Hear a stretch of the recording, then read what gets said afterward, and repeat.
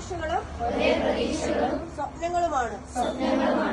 ലഹരി ഉൾപ്പെടെയുള്ള സാമൂഹ്യ വിപത്തുകൾ ആ സ്വപ്നങ്ങൾക്കുമേൽ നിഴൽ വീഴ്ത്താതെ നോക്കേണ്ടത്